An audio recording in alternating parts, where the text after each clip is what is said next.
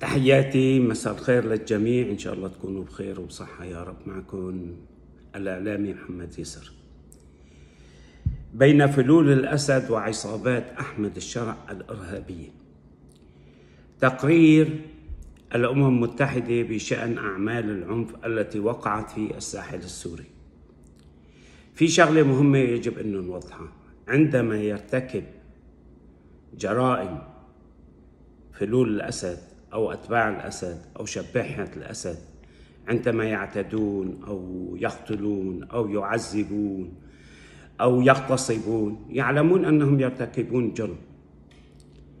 بينما الفرق عن جماعة الجولاني الإرهابي أحمد الشرع، عندما يرتكبون أي واحد من الأعمال هدول يظنون أنهم يتقربون إلى الله. تخيل، يظن نفسه يتقرب إلى الله باغتصاب أعراض الناس، بقتل المدنيين، بقتل المخالفين له، بتعذيبهم، بكل أنواع الجرائم. هذا الفرق بيناتهم للأسف الشديد. طلع تقرير الأمم المتحدة بشأن أعمال العنف التي وقعت في الساحل السوري. خلصت لجنة الأمم المتحدة بشأن سوريا إلى أن أعمال العنف في الساحل السوري في آذار مارس كانت منهجية وواسعة النطاق، وارتكبت فيها جرائم حرب شملت الانتهاكات، القتل والتعذيب والنهب على نطاق واسع، مما أدى إلى نزوح عشرات الآلاف من المدنيين.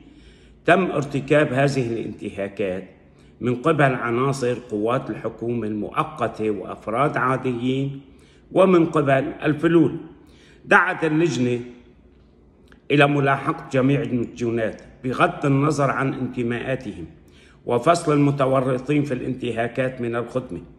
العنف الطائفي في سوريا يشكل على الأرجح جرائم حرب، هيك قالت اللجنة، وجميع الأطراف متورطة فيها. يعني فلول بشار الأسد المجرم نعرفه كلياتنا، ومين ما يسمى الحكومة الجديدة هي تبع الثورة.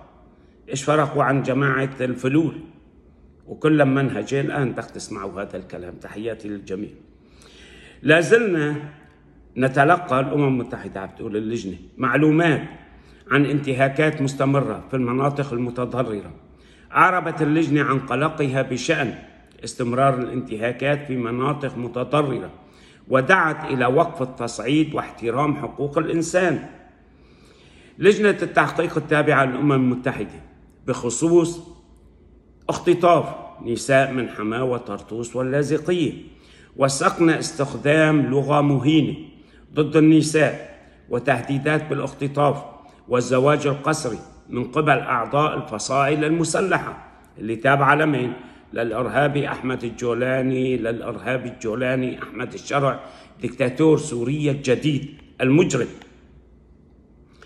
خلال الأحداث أشار بعض الرجال المسلحين إلى النساء العلويات بألفاظ عبيد، غنائم حرب، أنتم بتعرفوا إيش معنات هذا الكلام، أو أمرنا بالذهاب إلى إدلب للاستعداد للجهاد، لا سيما في أعقاب الحوادث التي أعدم فيها العديد من أفراد الأسر المذكور. في أحد الحوادث سمع رجال مسلحون في تل سلحق يهتفون: اسمعوا أيها العلويون، سنقتل أطفالكم ونغتصب نساءكم، سنقتل أطفالكم. هددت نساء في الرصافة والصنوبر بالعنف الجنسي وأخذهن كسبايا إسرى حرب بعد أن أعدم المسلحون أقاربهم. الذكور تعرضت امرأة للاغتصاب المتكرر من قبل مسلحين، كما تعرضت للضرب المبرح ولإهانات دينية، ووصفت بأنها غنيمة حرب، واستمر الاعتداء عليها لعدة أيام. لجنة التحقيق التابعة للأمم المتحدة بخصوص اختطاف نساء من حماة وطرطوس واللاذقية شهدت الأسابيع التي سبقت أحداث آذار وتلتها اختطاف ما لا يقل عن 6 نساء علويات في محافظات عدة، وحتى اليوم مكان وجود 2 منهم على الأقل غير معروف. تلقت اللجنة تقارير موثقة عن اختطاف عشرات النساء العلويات الأخريات.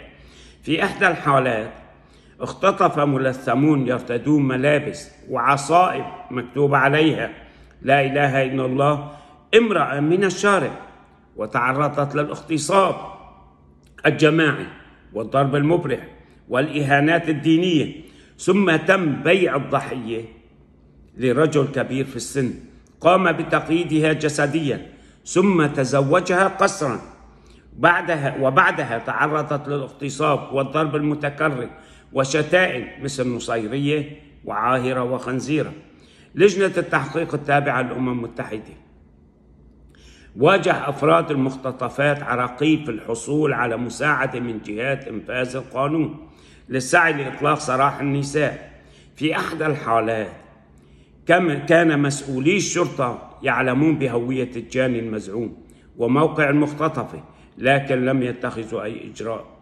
واجه بعض أفراد المختطفات تهديدات بسبب مطالبتهم بالمساءلة، وتم التعامل معهم كمشتبه بهم، وتعرضوا للضرب أثناء الاستجواب وأجبروا على الإدلاء ببيان عام. تعرضت قريبة امرأة مختطفة للتهديد بأنه سيحدث لهم شيء بسبب الاستفسار من السلطات المحلية عن أي تقدم بالتحقيق بخصوص المختطفة. هذا كان أهم ما جاء بتقرير الأمم المتحدة في من زمن المجرم بشار الأسد وشبيحته إلى زمن الإرهابي الداعشي أبو محمد الجولاني أحمد الشرف الدكتاتور. مثل ما قلنا في بداية الفيديو، الفرق بين هدول وهدول، هدول يرتكبون الجرم ويعلمون أنهم مجرمون ويؤجرمون، بينما جماعة أحمد الشرع الجولاني يتعبدون الله بقتل البشر وتعذيبهم واغتصاب النساء واختطافهم وبيعهم وشرائهم وأذلال العالم، يتقربون إلى الله بالجرائم. تخيلوا هذا الكلام. هذا اليوم نحن بظل نظام الإرهابي أحمد الشرع الجولاني. كان معكم محمد يسر، تحياتي من قناة الإعلامي محمد يسر. ألف شكر للجميع.